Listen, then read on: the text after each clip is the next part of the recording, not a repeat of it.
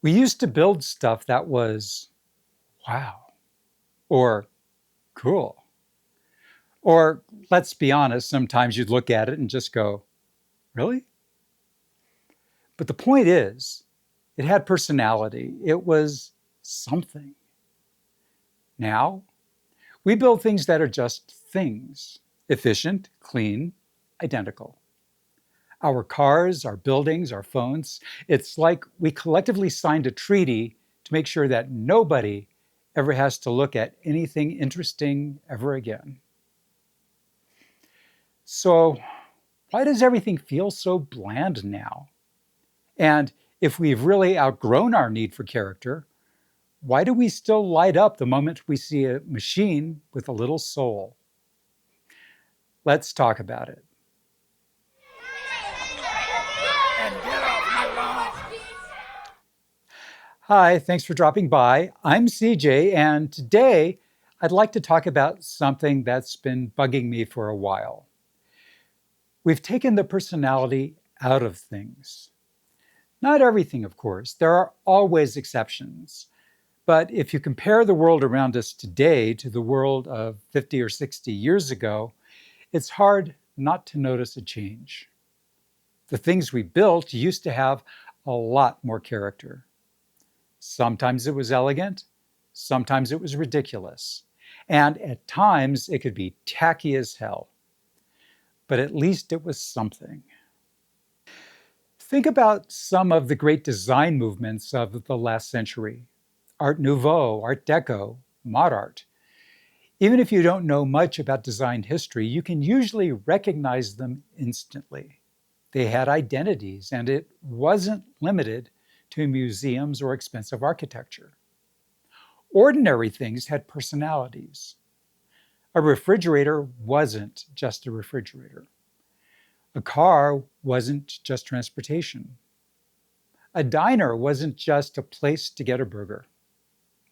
People cared about how things looked and felt. Take cars. In the 1950s, American car designers apparently looked at a fighter jet and said, yes, more of that. Tailfins got bigger, chrome got shinier. Every manufacturer was trying to create a visual identity. Then came the muscle car era. Different aesthetic, same idea. You could tell what something was from a block or two away. You didn't need to read the badge. The shape told the story. And sure, not all of it was tasteful. Some of it looked like a rocket ship had a baby with a jukebox. But nobody would accuse it of being bland. The thing is, this didn't just happen to cars. Look around. Buildings have become simpler. So did stores and packaging. Even movie posters seem trapped in some endless blue and orange recycling program. Entire neighborhoods can feel like they were generated by the same software. Rows of white houses and gray SUVs. And then there's all those black tech rectangles in our pockets. Everything works, it functions, and it's efficient.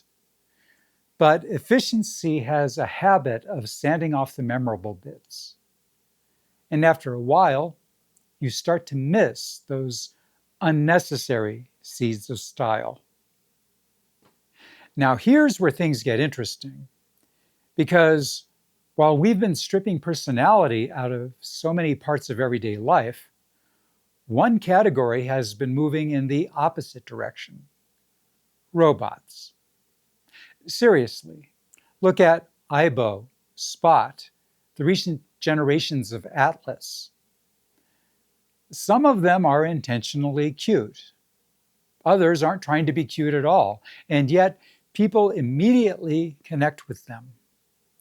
They name them, they cheer for them, they feel bad when they fall over.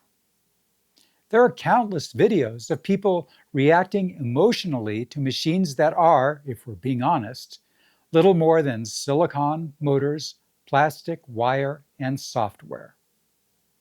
Why? Because personality matters. We respond to it instinctively. The moment something displays a hint of character, our pattern-seeking brains latch onto it. Which raises an interesting question. If we clearly still love personality, why did we stop putting it into everything else? Part of the answer is practical. It's usually cheaper to manufacture simple things than complicated things. Simple shapes, easy assembly, efficient production. A box is easier than a sculpture. And there are good reasons for that. But economics only explains part of the story. I think something else happened too. Distinctive things attract attention, and attention is risky. The more unusual something is, the more likely somebody is to love it or hate it. Standing out requires confidence. Whether you're talking about architecture, fashion, cars, art, or people. And confidence can be hard to come by in uncertain times. When society feels anxious, people often gravitate towards safety and consensus to not garner too much attention. In a strange way, blandness becomes camouflage. It says, don't worry about me, I'm just like everybody else.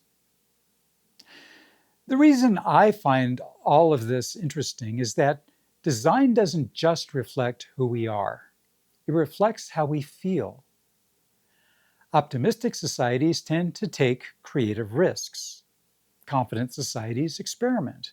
They build strange things. They try unusual ideas. Sometimes they fail spectacularly, but sometimes they create things people remember for generations. And when a culture becomes cautious, the opposite often happens. Risk gets minimized. Differences get smoothed out. Everything becomes a little safer, more predictable, less interesting. That's not entirely bad. But I do think something gets lost when we remove too much personality from the world around us. The encouraging part is that I don't think the desire has disappeared. If it had, people wouldn't care about the robots. They wouldn't smile at them, give them names, or project emotions onto them. Their reaction tells us something important. We still like it when things have character, whimsy, or feel expressive. Maybe we've just gotten out of the habit of creating them. And maybe some of the most interesting design today isn't coming from giant corporations or massive public projects. Maybe it's coming from small creators, independent artists, or local businesses. From people willing to be different and to color outside the lines a little bit. So why does everything feel bland? I don't think it's because we stopped appreciating beauty. And I don't think it's because we stopped wanting personality or have become boring ourselves. If anything, our reaction to robots and other products suggests the opposite. The appetite is still there. The moment we see something with a little character, we respond. Maybe what we're really missing isn't better design. Maybe we're missing the permission to be a little weird. Like old Aunt Millie, who wears big floppy hats and flowery sundresses. Or Crazy Gus, who wears a fishing vest all the time, even though he's never gone fishing. It's about the pockets. I think it's important, at least on occasion, to be expressive and a little impractical. That doesn't just mean the people, but the things we use. After all, some of the most memorable things humanity has ever created weren't efficient or optimized. Those gargoyles on the buildings, the speed lines molded into toaster bodies, or even some crown molding on our walls. They aren't necessarily optimized or empirically practical, but they make us smile, and that's worth something. Maybe more than something.